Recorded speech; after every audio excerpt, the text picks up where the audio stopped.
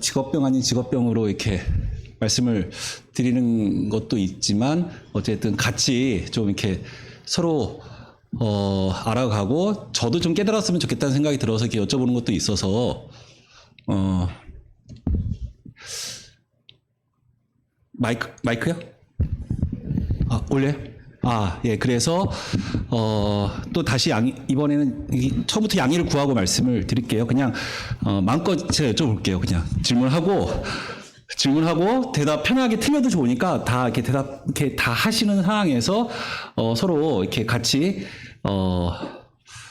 말씀을 깨달았으면 좋겠다는 생각이 좀 들어요. 기도 중에도 나왔던 것 같아요.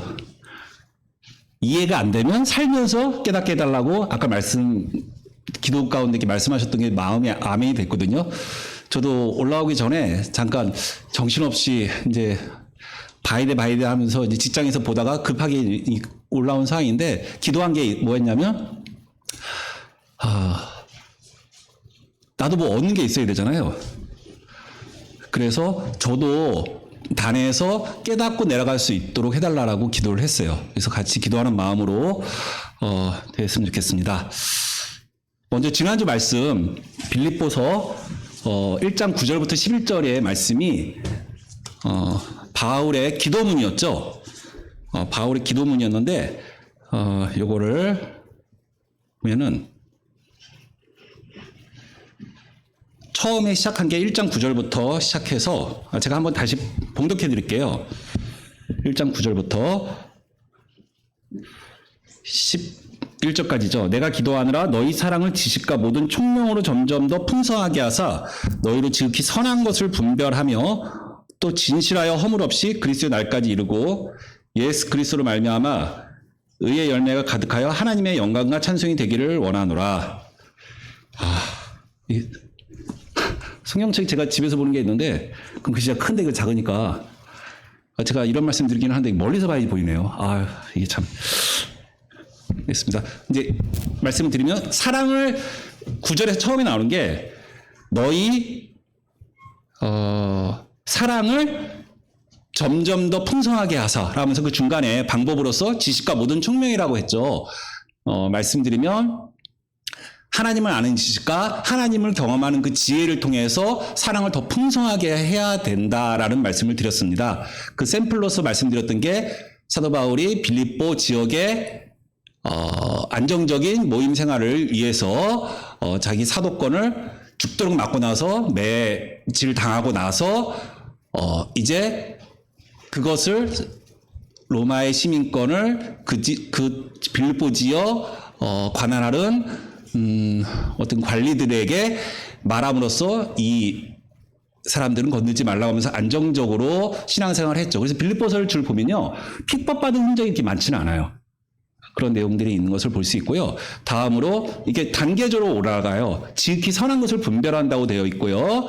그렇게 돼서 진실하여 허물이 없이 된다는 내용과 함께 의의 열매가 가득해서 하나님의 영광과 찬송이 된다. 그러니까 하나님의 영광을 위해 산다는 것은 보이지 않는 하나님을 보이는 나를 통해서 드러내는 그런 삶이 하나님의 영광을 위해 산다라고 했을 때 사도 바울이 먼저 빌립보서 1장을 통해서 말씀하셨던 내가 살든지 죽든지 내 몸에서 그리스도께서 존귀히 드러나길 원하신다라고 하는 그런 내용으로 같이 교제를 했었습니다. 이런 식의 단계로 쭉 올라갔던 지난주의 말씀을 교제를 했었습니다. 오늘은 빌립보서 2장입니다. 빌립보서 2장 말씀을 같이 교제하시겠습니다. 바울의 명령문으로 이렇게 말씀을 드릴게요. 빌립보서 2장 12절부터 15절에 보면은 바울이 명령을 하고 있어요. 빌립보 교회를 향해서 그 명령문에 초점을 맞춰서 할 거고 여기 이게 보이시죠? 네모 3개가 보이죠? 네모 3개의 단락과 그 끝에 네모에는 2개의 소단락이 있죠. 예, 요걸 이렇게 같이 보시면서 하면 좋을 것 같아요. 바울의 명령문 빌립보서 2장 12절부터 15절까지 말씀을 제가 봉독해 드릴게요. 그러므로 나의 사랑하는 자들아 너희가 나 있을 때뿐 아니라 더욱 지금 나 없을 때에도 항상 복종하여 두렵고 떨림으로 너희 구원을 이루라. 너희 안에서 행하시는 이는 하나님이시니 자기의 기쁘신 뜻을 위하여 너희에게 소원을 두고 행하게 하시나니 모든 일을 원망과 시비가 없이 하라.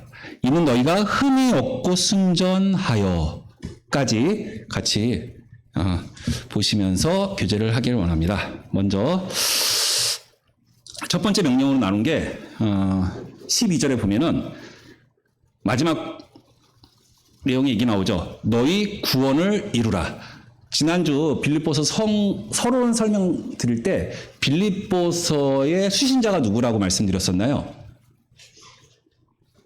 1장 1절에 나와 있죠. 빌립보서의 수신자 같이 보실까요?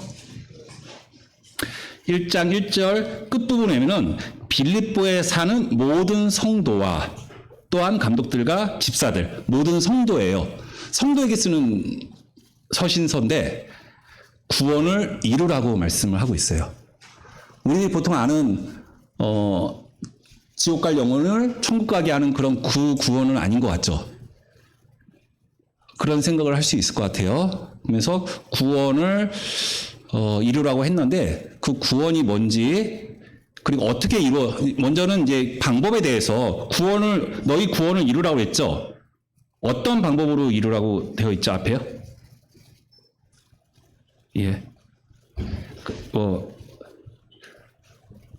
항상 복종하여라고 되어 있죠. 항상 복종하여. 항상 복종하여. 제가 국어를 정말 못했거든요. 그게 지금까지 여파가 있는 것 같아요.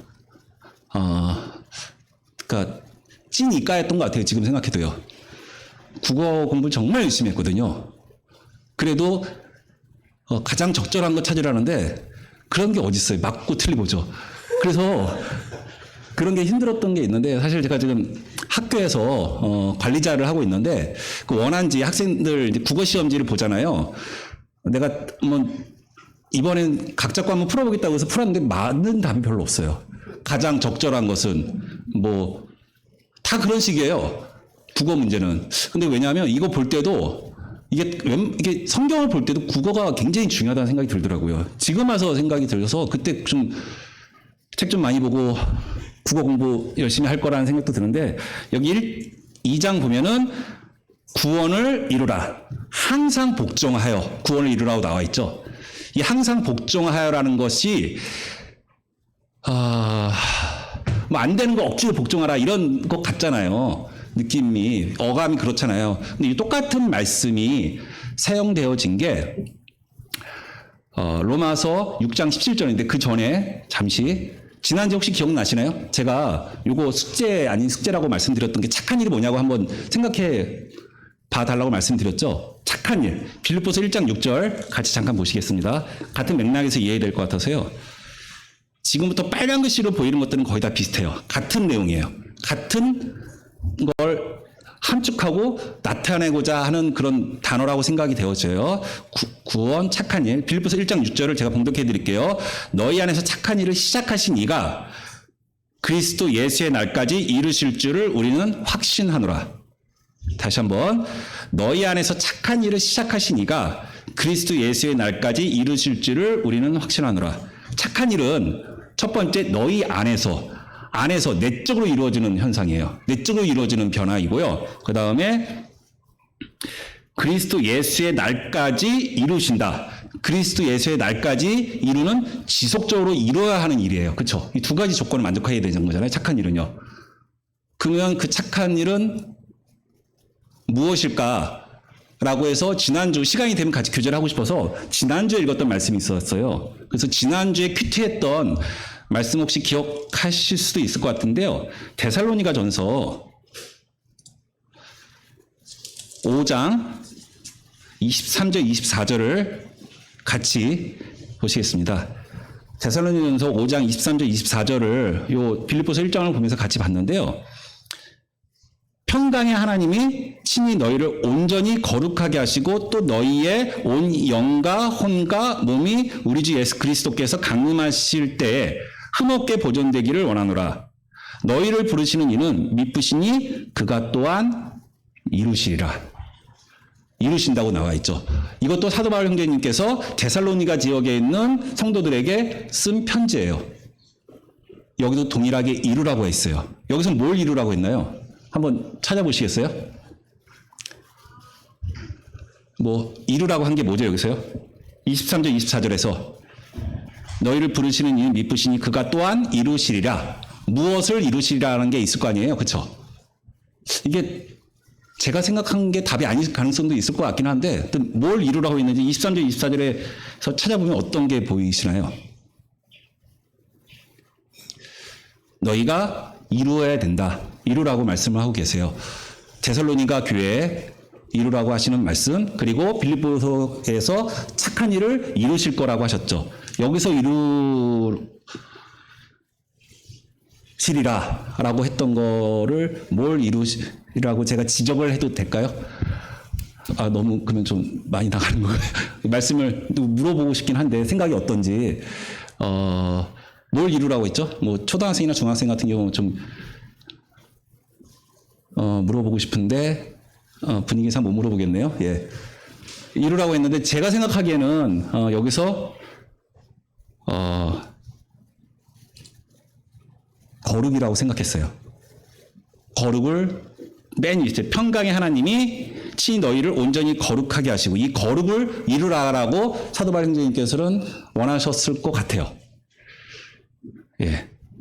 그러면서 이 착한 일은 저에게는 빌립보 성도님들에게는 착한 일이고 그리고 데살로니가 교회에는 거룩이라고 생각이 되어졌어요. 이 같은 맥락, 구원을 이루라고 했죠. 이 구원도 같은 맥락에서 구원을 이루라. 거룩하게, 온전히, 여기 성경에서 온전이라는 것은 성숙을 나타낸다고 들었어요. 성숙하면서 거룩하여져라 라는 것으로 이해할 수 있을 것 같습니다. 이 거룩의 기준이 무엇일까요? 다시 빌립보서로 돌아오겠습니다. 빌립보서 2장, 오늘 바울의 명령문이 나오잖아요. 바울의 명령문이 2장 12절부터 15절까지 나오죠.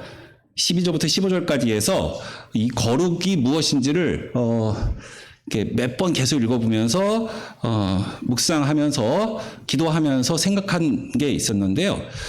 거룩은 여기서 12절부터 15절 제가 읽어드린 데까지 생각하면 무엇을 거룩이라고 할 수 있을까라고 했을 때 제가 주님께 받은 말씀으로는 이렇게 2장 15절에 보면은 흠이 없고 순전하여 라고 해서 이 두 가지가 거룩의 기준이라고 생각했어요. 흠이 없고 순전하여. 흠이 없다라는 것이요. 비난받을 게 없다라는 것으로. 여기가 영어 성경이 되어 있어요. 비난받을 게 없다. 행동하는 데 있어서 비난받을 게 없다라는 거죠. 행동하는 데 있어서 비난받을 게 없다라는 것이고요. 그리고 순전하다는 것을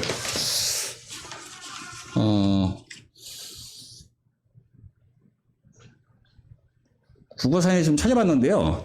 순전하다는 것이 순수하고 온전하다는 뜻이라고 하더라고요. 그래서 순전하다는 것은 개인적으로 분별하기에는 그 내적인 생각이라고 생각이 되어졌어요. 그 거룩의 기준은 행함과 생각이 온전해지는 그런 것을 거룩이라 생각되어지고 이 구원을 이루라고 했던 것도 마찬가지로 그런 맥락에서 항상 그런 거룩을 이루도록 노력하고 해야 된다. 그 방법은 항상 복종하여라는 말씀이 있죠. 이 말씀으로 바울의 명령문이 첫 번째에 나오고 있어요. 빌립보 성도들에게 구원을 이루라. 거룩을 이루어라. 방법은 항상 복종하여인데요. 로마서 6장 잠깐 보시겠어요? 로마서 6장에 보시면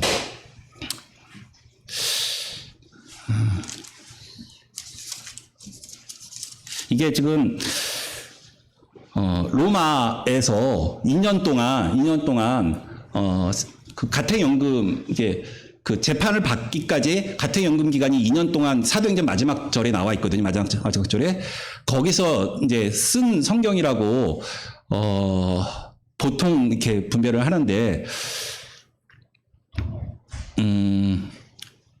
이 로마서가요. 저도 이제 이번에 좀 이렇게 더 생각하게 됐는데 로마서가 쓰여지게 된 배경이 이제 사도 바울 형제님께서 1차 전도 여행, 2차 전도 여행, 3차 전도 여행 하면서 로마서 15장에 보면 여러 번 너에게 가려고 했었다라는 말씀이 있거든요. 3차 전도 여행을 하면서 이제 로마를 가고 싶었는데 그 기로에 서 있었어요. 바울 형제님께서. 어떤 기로였냐면 로마로 가고 싶었고 로마로 갈 수 있는 길이 열렸어요.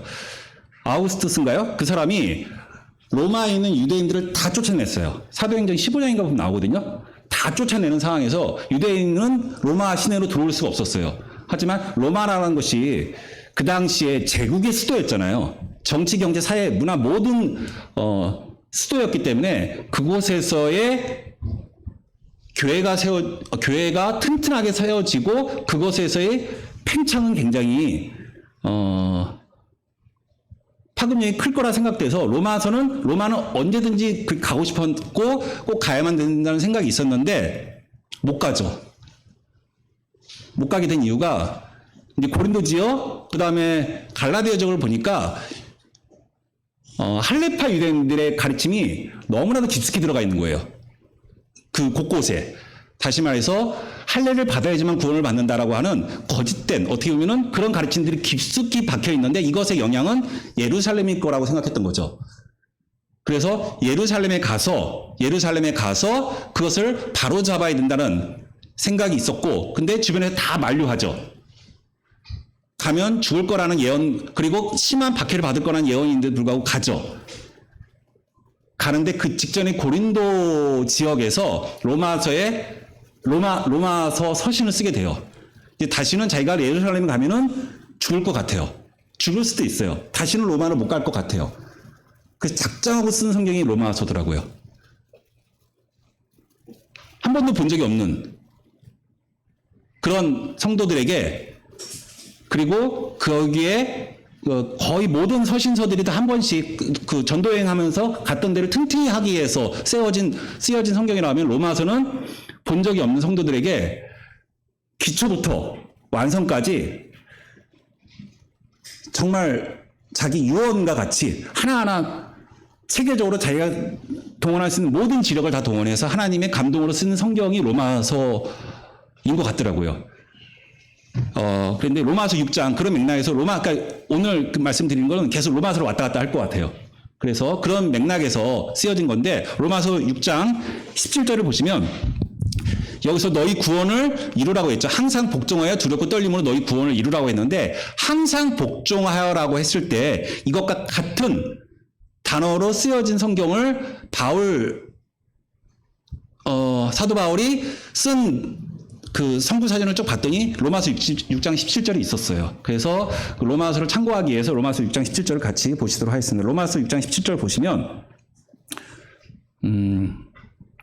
하나님께 감사하리로다. 너희가 본래 제 종이더니 너희에게 전하여 준 바 교훈의 본을 마음으로 순종하여. 죄송합니다. 16절도 같이 볼게요. 너희 자신을 종으로 내주어 누구에게 순종하든지 그 순종을 받는 자의 종이 되는 줄을 너희가 알지 못하느냐. 혹은 제 종으로 사망에 이르고 혹은 순종의 종으로 의에 이르노라. 17절 하나님께 감사하리로다. 너희가 본래 죄의 종이더니 너에게 전하여 준 바 교훈의 본을 마음으로 순종하여. 여기서 마음으로 순종했다라는 맛이 항상 복종하여라는 말씀이에요. 마음으로 순종하여 18절 초반에 이렇게 나오죠. 죄로부터 해방되어. 이게 로마서에 유독 많이 나오는 단어가 뭐냐면요. 종이에요. 종. 그리고 곳곳에 사도 바울 형제님께서 서신서에 보면 종이 많이 나와요. 종이. 그래서 오늘 저도 이제 요즘에 그 학교가 이제 시험 기간이에요. 시험 기간이니까 저도 바짝 긴장하고 있거든요. 그래서 틀리면 문제 나오면 안 되는 상황에서 긴장하고 있는데 긴장하는 가운데 저도 이제 이 말씀을 계속해서 대하면서 이제 검색을 해봤어요. 로마 시대의 노예 제도. 그래서 쭉 검색을 하면서 이런저런 내용들을 좀 보게 됐는데 몇 가지를 이제 알아보게 됐는데요. 그걸 이해하고 있으면 우리가 이 로마서 6, 7, 8장을 이해하는데 도움이 될 수 있을 것 같은 생각이 들어서 말씀드렸습니다. 일단 말씀드리면 로마 시대가 노예잖아요. 노예 제도가 있었는데 노예가 한 25%, 많게는 30% 정도 됐을 거라고 하더라고요. 그 당시에. 그러니까 이 엄청난 그 인력이죠. 인력이고 엄청난 재산이에요. 우리 토지, 우리 집 이런 정도의 재산이에요. 노예는요. 20, 30%고 한데 이 노예가 뭐 전쟁포로로 노예가 되는 경우도 있고 빚을 못 갚아서 노예가 되는 경우도 있고 노예 자식으로 태어나서 노예가 되는 경우도 있고 뭐 이런 저런 경우들이 있는데 노예가 쉽게 팔렸대요. 이렇게.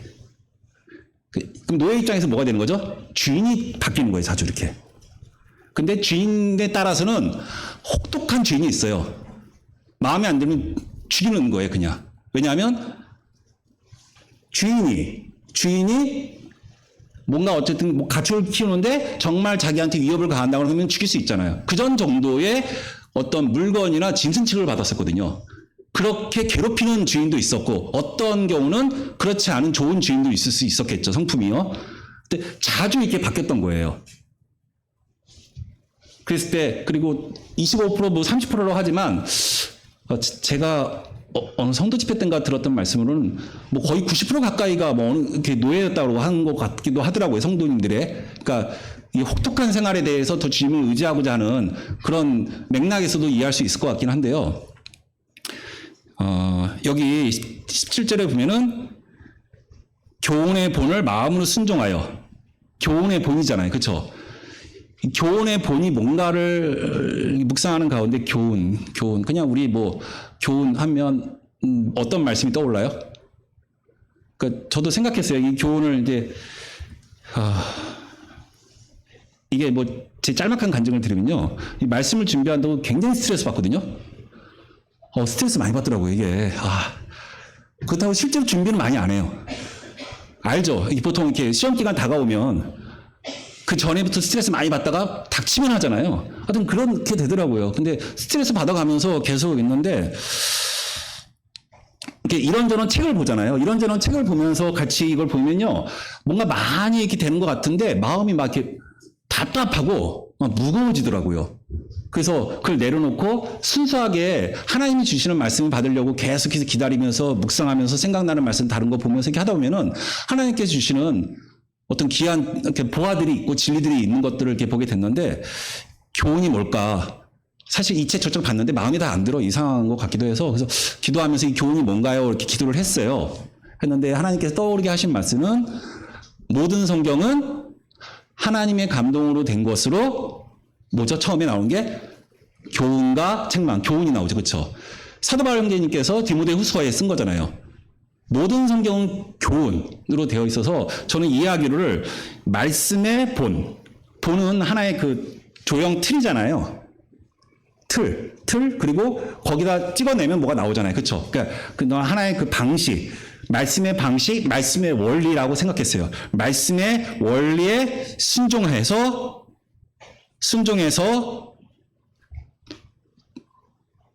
말씀의 원리를 마음으로 순종하라는 거죠. 마음으로 순종하는 거, 이것이 항상 복종하여라는 것으로. 말씀의 원리를 마음으로 순종해서 구원을 이루라는 것으로 저는 이해했습니다. 그리고 이 마음으로 순종해서 교훈을 본을 마음으로 순종해서 죄로부터 해방된다는 거. 그러니까 죄가 의인화되어 있잖아요. 사람처럼. 죄가 주인이었어요. 내 주인이 죄였단 말이에요. 내 주인이 또 바뀐 거예요. 다른 사람으로. 바뀌어서 있는데, 근데 이런 경우가 가끔 있었대요. 이제 주인들이 바뀌잖아요. 주인들이 바뀌는데, 어떤 경우가 있었냐면은, 입양이 되는 경우가 가끔 있었대요. 노예가. 입양이 되는 경우가 있었다고 하더라고요. 이게 보면은 뭐, 이건 책에 나와 있어요. 존 메가더라는 분이 슬레이브라고 종이라는 책을 썼어요. 이게, 분이 썼던 내용의 책을 다 읽어보지 못했고, 솔직히요. 그 일부 인터넷의 내용을 발췌해 내용인데, 거기 이런 내용이 있어요. 입양이 되어 상속자가 되는 노예가 있었습니다. 이 경우는 단순히 신분만 변한 것이 아니라 과거를 종결시키는 변화였습니다. 왜냐하면 노예가 해방이 되더라도 그 주인과의 관계는 어느 정도 연속성이 있었대요. 노예가 뭐를 하려고 하면은 주인이 뭔가 지원하고 이런 경우가 있었대요. 그리고 주인이 어쨌든 뭔가에 권한이 있었다고 하더라고요. 계속해서요. 그 죽을 때도 묘비에 누구의 노비였다라는 것도 쓰고요. 이런 어떤 풍습이 좀 있었던 것 같아요. 근데 입양이 되면 그런 것들 다 종결된다는 거죠. 입양이 되는 순간 종결이 되고 사회적 법적 관계가 소멸되며 이전에 노예로서의 사회적 법적 관계가 소멸되고 주인의 가족 구성원으로 모든 것이 변합니다. 아버지가 된 주인의 죽음 이후 아버지가 죽을 수 있잖아요. 죽음 이후에 그 이후에 발생하는 모든 법률적 문제는 입양 당시에 결정했던 입양 그 선언문이 있나 봐요. 거기 그 계약문에 따라서 그 노예의 삶이 결정된다고 하더라고요. 그 당시 풍습이 그렇다라는 걸 보면서 이따가 또 이제 말씀을 계속해서 같이 교제할 수 있는 기회가 있을 것 같은데 어쨌든 이 노예가 우리가 죄의 노예였잖아요. 근데 그게 로마서 6장에는 우리가 의의 종이 됐다고 그랬잖아요. 그리고 로마서 7장에는 부부관계였잖아요. 그렇죠? 부부관계였는데 헤어진 거고 8장에는 자녀로서 바뀌잖아요. 상속자로, 입양자로. 이런 과정들이 나오는 것을 하나씩 이따 같이 맥을 이어서 같이 보기를 원합니다. 말씀드리고 싶은 것은 구원은 착한 일은 거룩이고 그리고 거룩이라는 것은 행함과 생각이 온전해지는 그런 과정이고 그렇게 되는 것이다. 그 방법으로는 항상 복종한다. 말씀의 원리에 마음으로 순종해서 우리가 거룩을 이루어가는 것이다. 그 과정에 있다라는 것을 말씀을 드립니다. 다음에 이제 13절 다시 빌립보서 2장 13절을 다시 같이 보시겠습니다.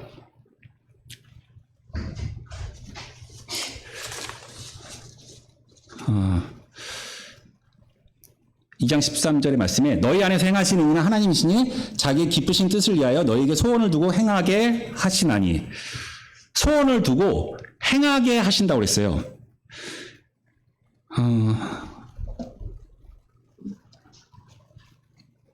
소원을 두고 행하게 하신다고 했는데요. 그 너희 안에서 행하시는 이는 누구라고 했죠? 여기서는요? 하나님이라고 그랬죠. 근데 약간 좀 뭔가 좀 이상하지 않아요? 12절에 보면은 너희가 구원을 이루라고 하면서 우리에게 뭔가 책임을 부과하고 우리에게 뭔가 푸시를 하는 그런 느낌이 들잖아요? 우리가 거룩을 이루어야 된다는 생각이 드는데 13절에 보면은 너희 안에서 행하시는 하나님이시니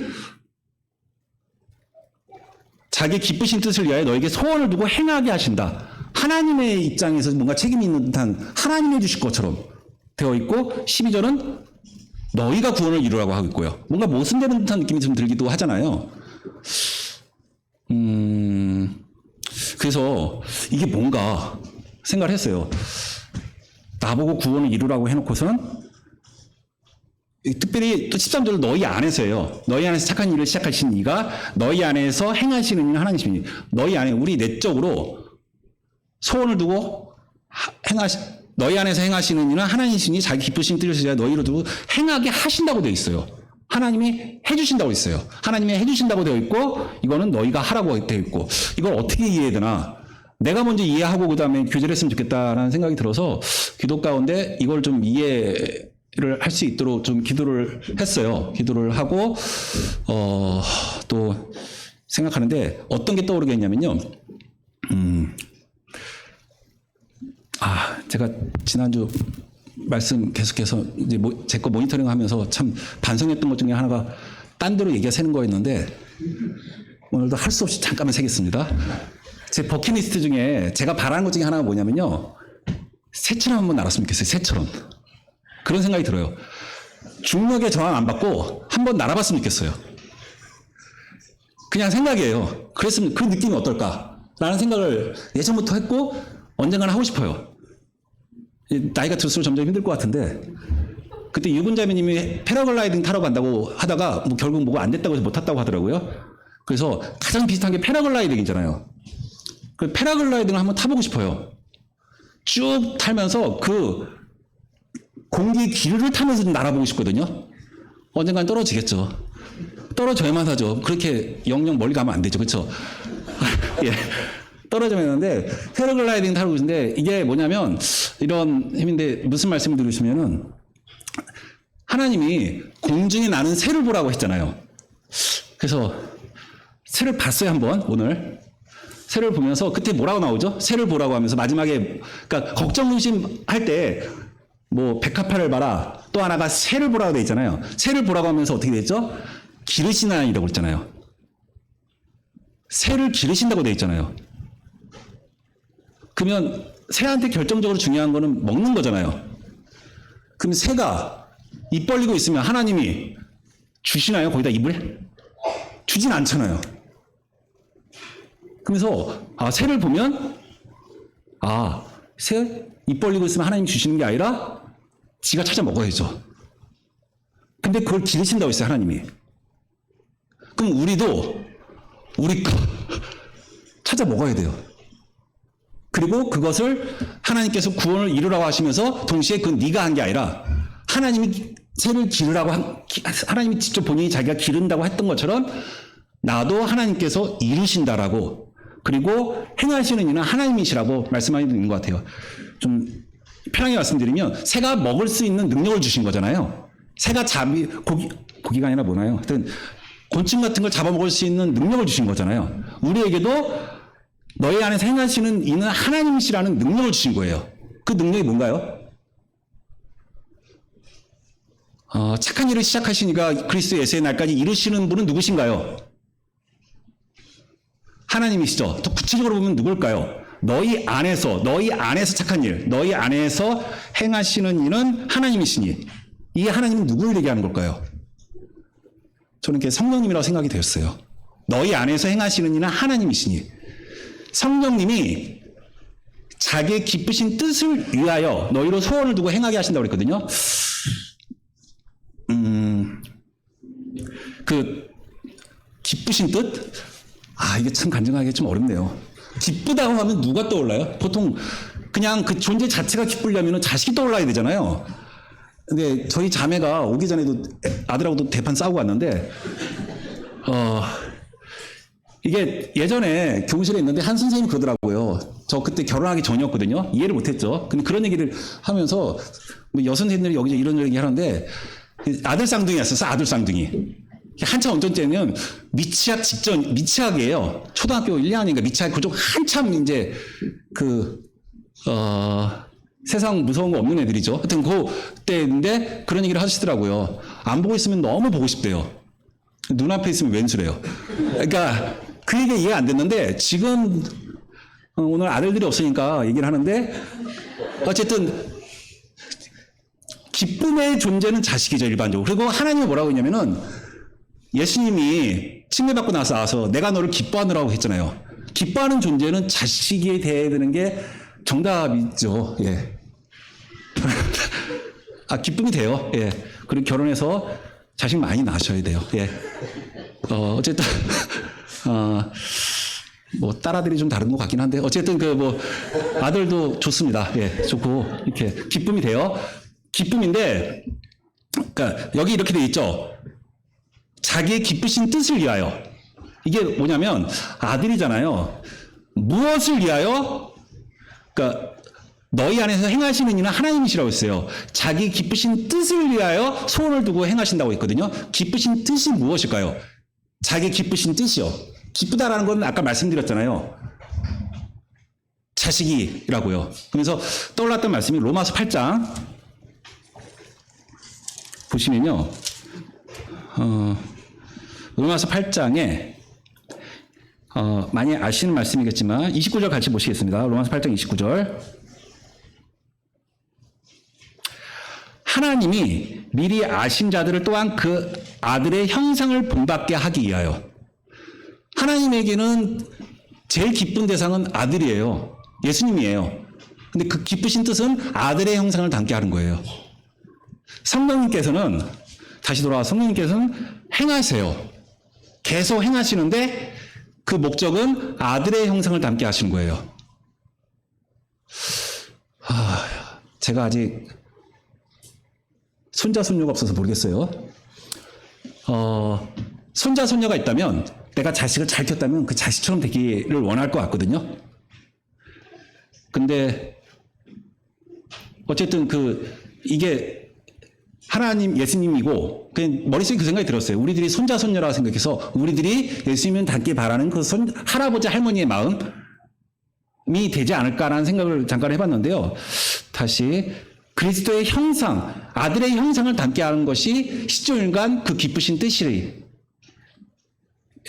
성경에서 말씀하고 있고요. 근데 이제 여기서 숙제가 생기죠. 너희 안에서 행하신다고 그랬잖아요. 그걸 몰라요? 예수님 닮아야 된다고 누가 모르나요? 그리고 너희 안에서 행하시는 이는 하나님이시랬는데 어떻게 행하시나요? 뭔가 작동을 해야 되잖아요. 너희 안에서요. 이 안에서 이 머릿속에서 뭔가 작동을 해서 뭐가 돌아가서 그게 예수님이 닮도록 해야 되잖아요. 소원을 두고 행하게 하신다고 그랬어요. 소원을 두고 행하게. 소원이라는 것은 갈망이잖아요. 뭔가 예수님을 닮고자 하는 그 갈망. 그리고 행하게 하신다는 것은 그런 생활이잖아요. 그런 갈망과 생활을 하게 하신다라고 되어 있어요. 아들의 형상을 닮게 하기 위해서 그 거룩을 하기 위하여 너에게 예수님을 닮고자 하는 소원, 갈망을 있게 하시고 또 예수님을 닮게 행하게 하신다라고 되어 있어요. 그 방법은 뭘까요? 아까 말씀드렸듯이 너희 안에서 행하시는 이는 하나님이라고 그랬잖아요. 하나님, 성령님이라고 그랬죠. 그럼 성령님이 주된 그 사역이 뭔가요? 우리 안에서 행하시는 사역이 뭐예요?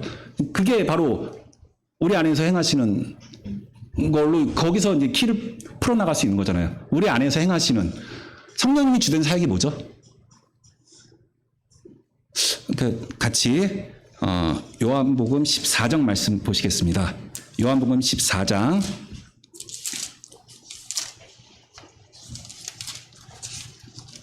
26절에 보시면요. 이제 보혜사를 주신다고 약속하시면서 나오는 말씀입니다. 제자들에게 요한복음 14장 26절을 보시면 보혜사 곧 아버지께서 내 이름을 보내실 성령 그가 너에게 모든 것을 가르치시고 내가 너에게 말한 모든 것을 생각나게 하리라. 저는 이게 제일 먼저 떠올랐고요. 이게 주된 사역인 것 같아요. 우리 안에서 말씀이 생각나게 하세요. 성령님도 못하는 거 모르겠어요. 성령님이 가능한지 모르겠지만 초대교회에 성경이 잘 보편화되지 않고 그랬을 때는 초자연적으로 했는지 모르겠지만 지금은 성경이 팔만 뻗으면 있는 이런 시대에서 우리 안에서 하시는 주된 사역은 말씀이 떠오르게 하시는 거예요. 전 그거라고 확신합니다. 말씀이 떠오르게 하세요. 없는 말씀 떠오르게 할 수 없잖아요. 애들 공부 요즘 시험 기간이라서 뭐 시험 보고 있는 학생도 있을 수 있고 뭐 대학생도 시험 보고 있는데 자기가 모르는 게 막 떠올라서 막 써주는 경우가 있어요?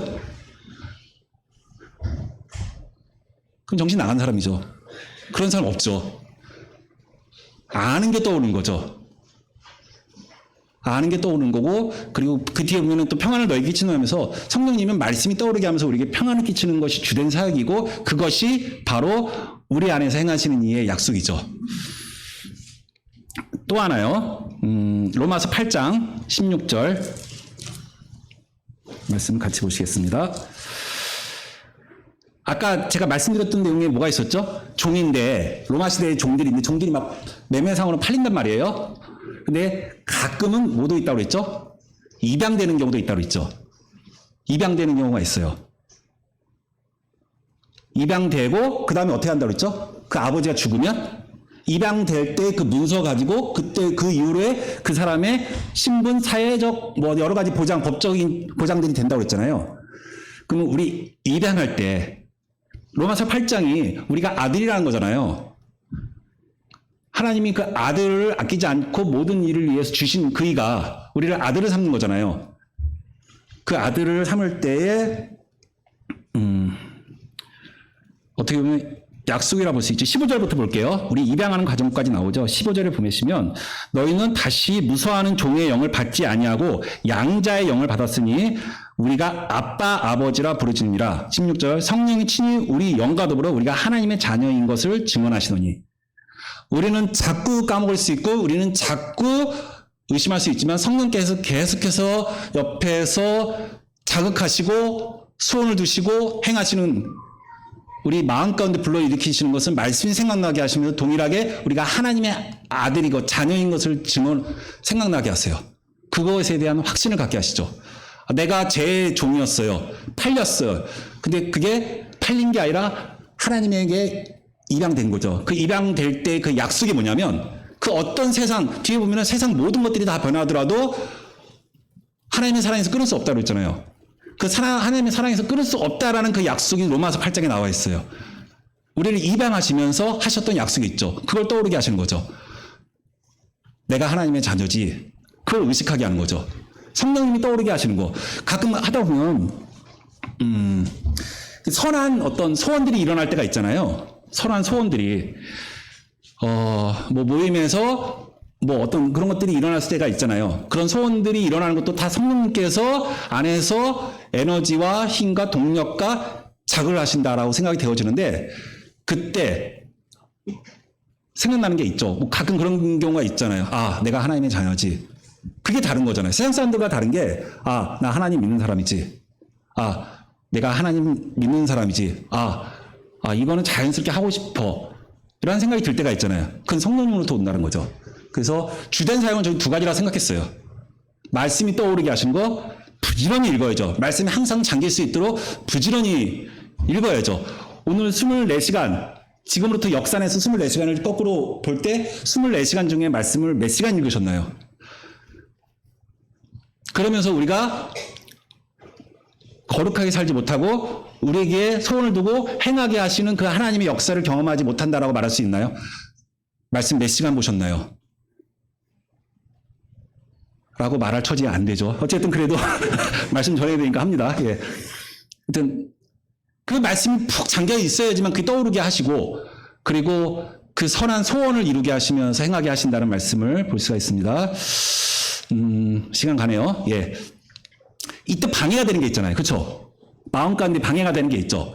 성령님께서 우리 안에서 역사하시고 말씀대로 살게 하시고 소원을 두게 하시면서 그분과 같이 되어가는 아들의 형상으로 가는데 방해가 되는 게 원망과 시비. 한번 잠깐 여쭤볼게요. 원망이 먼저 일어나세요? 시비가 먼저 일어나세요? 똑같은 상황에서 뭔가 좀 열받는 일 한번 최근에 생각해 보세요. 오늘도 있었죠? 예, 한번 생각해 보세요. 머릿속에서 이 성경이 정말 심리학적으로도 완벽한 성경 같은데 그냥 어떤 화나는 상황이 발생하면 원망이 일어나요? 시비가 먼저 일어나요? 이건 감정이고 생각이잖아요. 그렇죠? 어떤 게 먼저 일어나죠? 기본적으로 원망이 먼저 일어나요. 이 뒤에 보실 거예요. 원망이 일어나고 그 다음에 시비가 일어나는 이게 뭘 나타내는 거냐면 오늘 아침에 생각하면서 원망과 시비 뭐가 먼저인가 이렇게 하면서 하는데 나는 원망이에요. 원망. 이 감정이 일어나고 그 다음에 생각이 이렇게 되더라고요. 이건 뭐냐면 원망과 시비는 원망은 내가 컨트롤 못한다는 거예요. 감정이 컨트롤 돼요? 열받는 상황에서 나는 예수님 믿는 사람이지 이렇게 살면 안 돼. 이런 프로세스로 이런 단계로 다시 이게 평정심을 찾아지나요? 안 되던데요. 자식 보니까. 자식들 할 때 그게 안 돼요. 일반적으로 안 돼요. 화가 올라오잖아요. 열받는 상황에 그게 안 되잖아요. 원망과 시비가 없이 하라고 하는데 이 원망과 시비가 일어나는 것의 대표적인 게 뭘까요? 구약시대에 이스라엘 백성들이 막 이렇게 원망하잖아요. 그렇죠? 막 원망하죠. 그 대표적인 원망이 뭐죠? 민수기 11장 말씀 같이 보시겠습니다.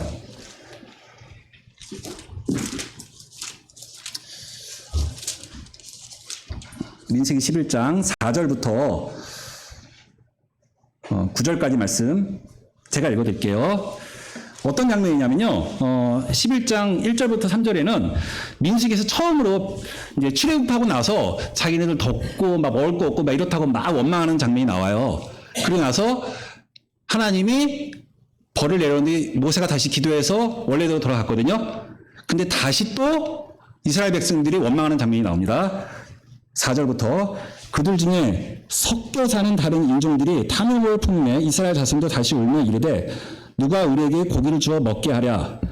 우리가 애굽에 있을 때는 값없이 생선과 오이와 참외와 부추와 파와 마늘들을 먹은 것이 생각나거늘 이제는 우리의 기력이 다하여 이 만나 외에는 보이는 것이 아무것도 없도다 하니 만나는 가시와 같고 모양은 진주와 같은 것이라 백성이 두루 다니며 그것을 거두어 맷돌에 갈기도 하며 절구에 튀기도 하고 가마에 삶기도 하여 과자를 만들었으니 그 맛이 기름 섞은 과자 맛 같았더라. 밤에 이슬이 진영이 내릴 때 만나도 함께 늘었더라. 특별히 이렇게 나오는 게 뭐가 있냐면요. 4절에 그들 중에 섞여 사는 다른 인종들이라 나오죠. 얘네도 누구예요? 섞여 사는 다른 인종이 누군지 잠깐 보겠습니다. 출애굽기 12장 38절 제가 읽어드릴게요. 출애굽기 12장 38절이 어떤 장면이냐면 이제 그 10가지 제한이 끝나고 나서 10가지 제한이 끝나고 나와서 이제 나오는 장면인데요. 12장 38절에 보면은 이스라엘 백성들이 애굽 땅에 나오는 장면이에요. 12장 38절 이런 말씀이 있어요. 수많은 잡족과 양과 소와 심이 많은 가축이 그들과 함께하였으며 수많은 잡족이라고 섞여 사는 이 다른 인종이 나왔어요. 이 사람들은 유월절을 거치지 않은 사람들이에요. 이스라엘 사람들 아니에요. 이방인이에요. 그 당시에 다른 이방인일 수도 있고 얼결에 따라 나온 애굽 사람일 수 있어요.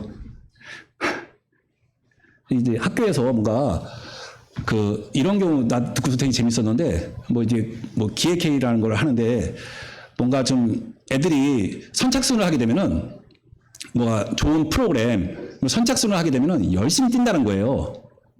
종치면서 무조건 뛴대요. 근데 안전이 이제 불안해서 어떻게 방법 좀 세우자고 하는데 그 중에 뛰는 애 중에 어떤 애들이 있냐면 뭔지 모르고 뛰니까 자기가 왜 뛰어야 되는지 모르고 같이 뛰는 애들이 있다는 거예요. 이 중에 그런 애들이 있는 거죠. 섞여 사는 자기도 200만 이상이 나온 거예요. 그 당시에 애굽에서 200만 이상이 나오니까 뭔가 있나 보다 하면서 같이 섞여 나온 사람들이 있어요. 그 사람들이에요. 근데 이 사람들은 유월절을 거치지 않은 사람들이죠. 유월절을 거치지 않은 사람들인데 다시 민수기 11장으로 돌아가시면 섞여 사는 다른 인종들이 탐욕을 품었어요. 이 사람들 먼저 탐욕을 품었어요. 그 탐욕이 뭔지 그 뒤에 힌트를 얻을 수 있는데 이스라엘 자손도 다시 울며 이르되 누가 우리에게 고기를 주워 먹게 하랴. 무슨 탐욕인가요? 추론할 수 있죠. 어떤 탐욕이죠? 고기.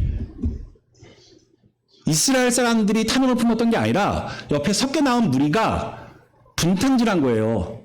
저기 있을 때 얼마나 좋았냐, 고기. 근데 그걸 탐욕을 품고서 그걸 얘기하니까 이스라엘 자손까지 같이 영향을 받아서 원망하죠. 고기 달라고. 육신을 나타내고 있다라고 배운 바 있습니다. 섞여 사는 무리는 육신이라고요. 육신이 끊임없이 우리에게 원망이 일어나고 시비가 일어나게 하는 섞여 사는 무리. 이 무리는요. 과거 애굽에 있을 때에 좋았던 것들을 떠오르게 하죠. 그러면서 5절 마지막에 보면은 파와 마늘들을 먹은 것이 생각나거늘. 생각은 뒤에 나요. 옳고 그른 거. 이것 때문이었구나 생각은 나중에 나고 먼저 누가 다시 울잖아요. 울면서 고기 좀 달라고 이스라엘 백성들이 하죠. 이런 원망이 일어나죠. 이런 원망의 감정적인 것들은 우리가 컨트롤할 수가 없는 것 같아요. 그러면서 육신을 나타내는 요 다른 인종은 탐욕을 품게 하죠. 우리 안에서 탐욕을 품게 하는 거예요. 그 탐욕은 뭐죠? 만나 아닌 다른 것에 대한 탐욕이죠. 우리 만나가 뭔지 다 배웠잖아요. 하나님의 말씀이잖아요. 그 하나님의 말씀 말고 다른 것들을 잔뜩 요구하고 있죠.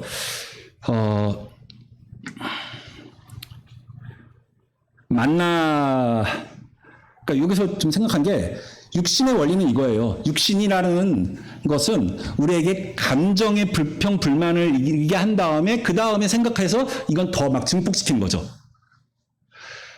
누가 이제 뭐 이렇게 그 에베소서에 보면은 화전이란 말 나오지 않나요? 화전?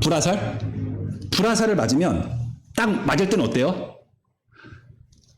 이 불화살을 맞으면 충격이 있겠죠, 그렇죠? 그 다음에 그것이 점점 어떻게 돼요? 타오르잖아요. 그 대표적으로 말이라고 들었는데 악한 말을 들으면 내 안에서 감정이 확 일어나면서 그걸 생각하면 생각할수록 어떻게 돼요? 더 커지잖아요, 점점. 이 감정을 먼저 분탕질하는 거예요. 섞여 사는 무리들은. 육신은 감정을 먼저 일으키면서 하는 건데 그 감정을 컨트롤하는 거는 우리가 어렵잖아요. 안 되잖아요. 우리의 몸은 안 되잖아요.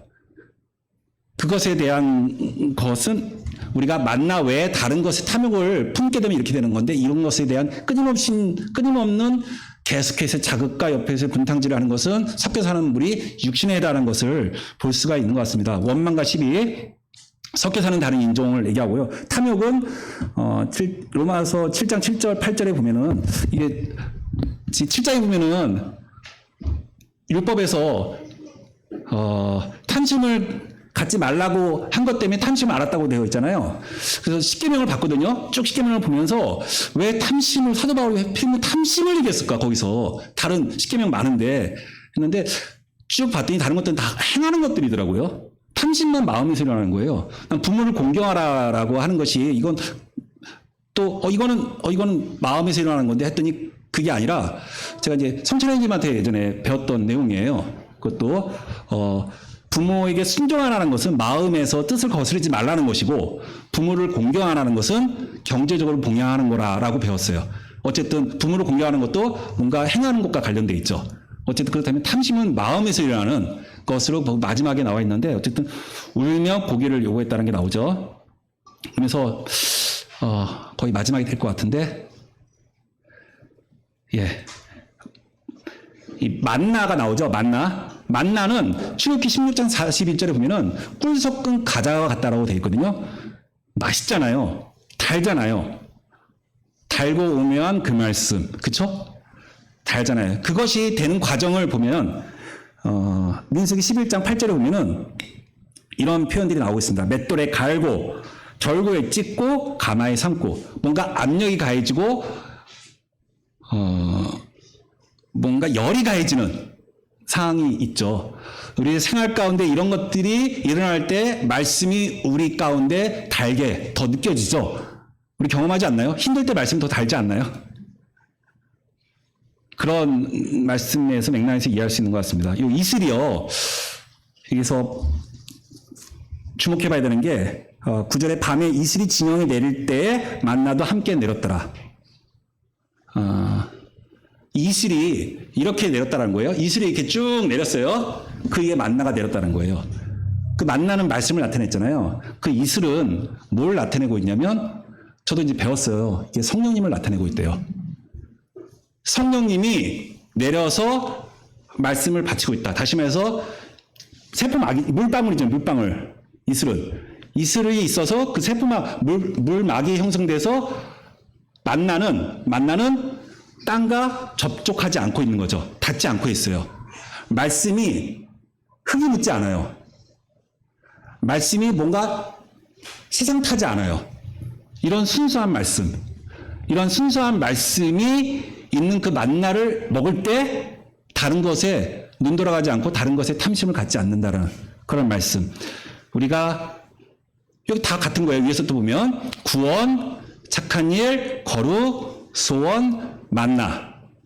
이 말씀으로 이루어진, 말씀이 내 안에서 이루어지는, 이 성령님을 통해서 이루어지는 그런 과정들이 있는 것 같습니다. 그러니까 오늘 결론은 말씀 부지런히 읽고 24시간 중에 2.4시간을 이상을 읽고 그것을 부지런히 생각하고 그리고 내가 하나님의 자녀인 것을 계속 증언하시는 거 수시로 하나님께 그것을 의지하면서 기도할 때 내 안에서 분탕질이 일어나고 내 안에서 감정으로 뭔가 부정적인 것들을 치밀어 오르게 하는 그 찢기와 같은 그 옛사람인 것들을 이기고 우리가 거룩하여지고 소원을 행하게 할 수 있다는 내용인 것 같습니다. 에필로그는 말씀을 못 드릴 것 같아요. 시간이 돼서. 허슨 테일러가 하도 그 말씀을 보면 허슨 테일러가 어느 순간 깨달았다고 해서 옛날부터 계속 생각했던 게 있었는데 최근에 정말 하나님께 기도하면서 깨달았던 내용이 있는데 이게 이제 이렇게 한번 상상만 해보세요. 뭔지 그냥 지나갈게요. 러브버그라고 혹시 요즘 막 일어나고 있는 거 알고 있죠? 개한테서 뭔가 깨달을 수 있는 게 있어서 여기 있더라고요. 살아있어 이렇게 붙어 있는 거를 이걸 깨닫고 싶어가지고 파리채로 세게 한번 확 때렸어요. 때려서 이렇게 죽었거든요. 둘이 같이 죽었어요. 그래서 그래도 모르겠더라고요. 내가 죽었다는데 얘가 죽은 거지 왜 내가 죽어? 라고 생각했는데 잠깐 말씀드리면 나온 김에 답답한 거예요. 내가 죽었다는데 내가 뭘 죽어요? 나 있는데 그냥. 예수와 함께 죽었다는데 근데 허슨텔러가 중국 성교 가가지고 그걸 깨달았다고 하는데 그리고 그거는 뭐가 이렇게 차별이 없는 것 같은데 어떻게 깨닫지라고 생각하는데 운전하면서 하나님 깨닫게 해주세요. 이렇게 러브버거는 죽었는데 나는 왜 안 죽죠? 이렇게 계속하면서 운전하면 가는데 그런 생각이 나게 하시면서 하나님께 정말 감사드렸는데 파리채 있잖아요. 파리채로 때린 건 나잖아요. 근데 파리채로 세게 한 방에 팍 맞을 때 죽었거든요. 그 생각이 하나님께서 나는 내가 죽었다는 거에 초점을 맞췄는데 이게 시각이 바뀌더라고요. 하나님께서 나를 죽였었더라고요. 십자가에서. 예수님 죽일 때 파리채로 세게 확 때릴 때 십자가에서 죽일 때 죽인 것처럼 하나님께서 나 옆에 있는 예수님 안에 있는 나를 같이 파리채로 죽이듯이 십자가로 한 방에 팍 죽일 때 나도 죽었다는 게 여기 제가 이제 그때 보이면서 하나님께 감사하는 그런 내용이 있었습니다. 이건 뭐 되게 시간이 많이 관계로 뭐 있었는데 여기까지 하고요. 어쨌든 말씀 부지런히 대하고 말씀대로 살자라는 어떤 그런 말씀이죠. 기도하고 마치도록 하겠습니다. 너희 안에 생하시는 이는 하나님이시니 자기 기쁘신